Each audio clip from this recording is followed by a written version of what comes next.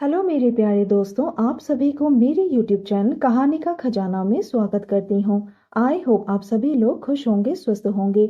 चलिए दोस्तों, आज आप सबको मैं एक नई कहानी सुनाती हूँ। जीजा मेरे पीछे खड़ा हो गया। उनके हाथ में एक पैकेट था।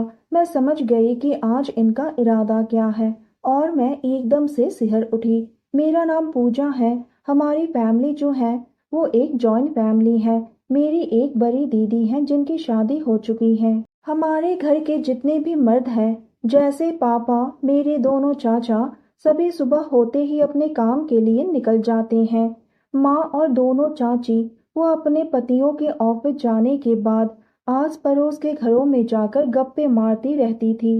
एक दिन दीदी का फोन आया। दीदी कहने लगे कि वो लोग कुछ दिनों के लिए घर पर आ रहे हैं। मैं बहुत ही खुश हो गई क्योंकि इस बार दीदी और जीजा बहुत दिनों के बाद घर आ रहे हैं। मेरी तो खुशी का ठिकाना ही नहीं रहा। वैसे तो मैं ज्यादातर स्कूटी ही चलाती हूँ, लेकिन कार कभी कभार चला लेती हूँ। इतने दिनों बाद दीदी और जीजा घर आए हैं, इसलिए मैंने कार निकाली और उन दोनों को स्टेशन पर लेने के लिए चल पड़ी। दीदी और जीजा को स्टेशन पर देखकर मैं बहुत ही खुश हो गई। फिर हम तीनों कार में बैठ गए। जीजा मेरे बगल वाले सीट पर आगे बैठे थे और दीदी पीछे वाली सीट पर बैठी थी और हम तीनों घर की ओर चल पड़े। जीजा और मेरे बीच बातें शुरू हो गई। जब जीजा मेरे साथ बात कर रहे थे तो मैंने एक बात महसूस किया कि वो मुझे बार बार अजीब निगाहों से देख रहे थे। इस बार जीजा कुछ अलग ही लग रहे थे। ऐसा लग रहा था जैसे उनके दिल में कुछ चल रहा है। वो कहना चाहते हैं लेकिन दीदी साथ में है, इसलिए वो कह नहीं पा रहे हैं। फिर थोड़ी ही देर में हम घर पहुंच गए। सभी लोग घर में दीदी और जीजा को देखकर खुश हो गए। दीदी और जीजा को घर पहुंचने में शाम के 6 बज गए थे। हम सभी लोग रात में जल्दी ही खाना खाकर सब सो गए।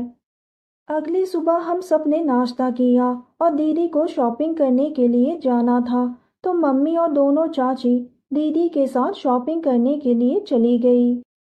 मैं सरकारी नौकरी की तैयारी कर रही थी, तो मैं अपने कमरे में पढ़ाई करने चली गई। दरवाज़ा खुला हुआ था। जीजा दूसरे कमरे में थे। मैं अपनी पढ़ाई कर रही थी कि एकदम से किसी का हाथ मेरे कंधे पर लगा। मैं घबरा कर उठ गई।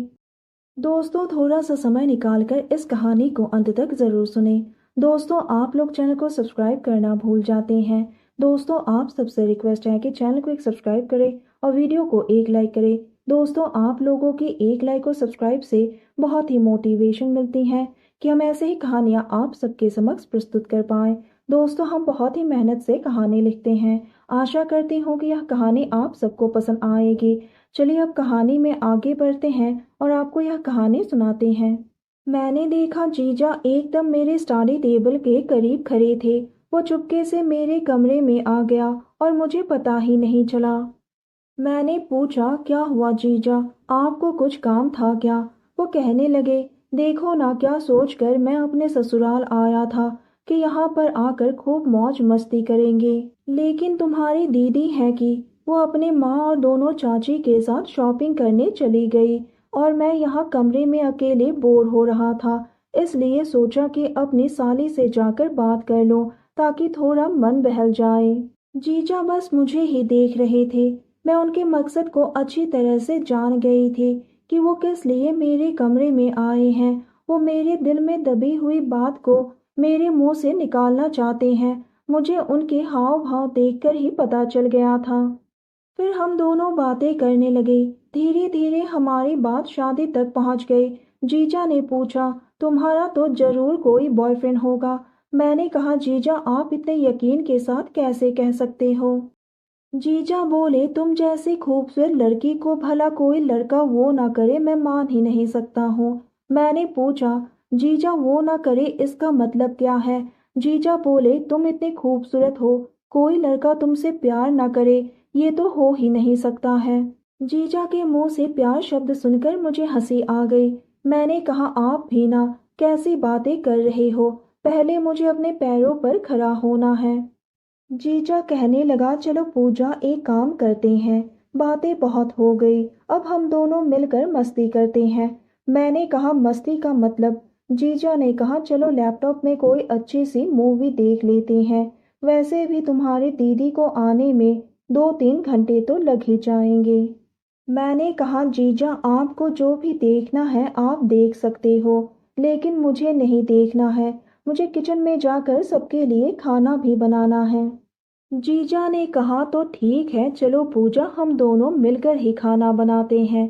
तुम बस थोड़ा इंतजार करो, मैं अभी आता हूँ। और इतना कहकर जीजू घर से बाहर निकल गया। मैं रसोई में खाना बनाने की तैयारी कर रही थी कि तभी जीजा आकर मेरे पीछे ही खड़ा हो गया। उनके हाथ में एक पैकेट था। मैं समझ गई कि आज इनका इरादा क्या है। जीजा बोले चलो जल्दी जल्दी हम दोनों मिलकर खाना बनाते हैं।